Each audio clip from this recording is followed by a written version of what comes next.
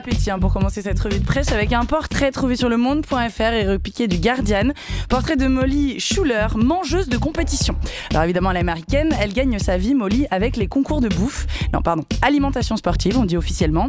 N'allez pas voir la photo qui illustre l'article. Enfin si, allez voir la photo qui illustre l'article parce que Molly ne ressemble pas du tout à ce qu'on croit qu'elle ressemble. La championne de nourriture qui se vante de pouvoir manger 48 parts de tarte au potiron en 10 minutes, mesure 1m73 et pèse 54 kilos seulement. Voilà, c'est comme ça, c'est son capital génétique qui lui permet de beaucoup manger sans grossir. Elle explique que c'est un capital naturel qu'elle améliore en buvant de l'eau pour détendre l'estomac. Voilà, c'est sa tech. Molly le reconnaît, la plupart de ces concours auxquels elle participe ne sont pas sains. C'est souvent de la malbouffe, nous dit-elle. Mais quand même, elle a entendu parler d'une compétition de chouquel. Voilà, pour beaucoup bien manger. À voir, je sais pas vraiment si c'est l'esprit de ces compétitions. En attendant, bon appétit. Sinon, dans le Parisien de ce matin, ce titre que je vais vous lire en intégrale: l'alpaga entrée chez l'opticien appartenait au curé.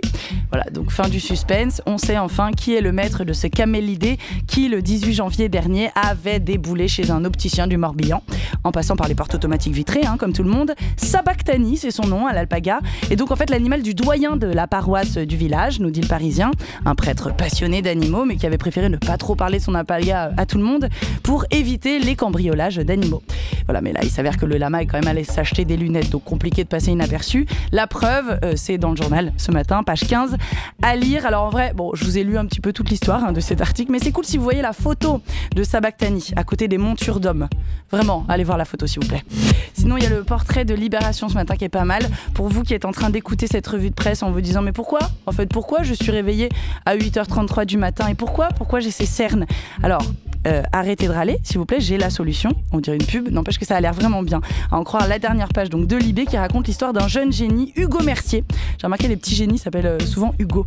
Hugo Mercier, donc 26 ans, devenu très riche avec une invention, le bandeau qui fait dormir. C'est un serre-tête connecté qui analyse votre sommeil et fait des sortes de pfft, ça s'appelle des bruits roses, et pfft, qui amplifie les ondes lentes du sommeil profond de celui qui porte le serre-tête. Alors évidemment, chez Dream, la start-up des serre-têtes magiques, qui a visité le journaliste de Libération pour faire son portrait, on trouve des salles de sieste pour les employés et le petit patron, donc Hugo, qui raconte sa vie, bac à 14 ans, puis plein d'écoles telles que Polytechnique, un père cascadeur-catcheur dans le 91 et des récrés que Hugo, tel un bon enfant surdoué, passait avec les professeurs. Depuis, cet enfant trop intelligent fascine les télés, adoubé par Xavier Niel entre autres.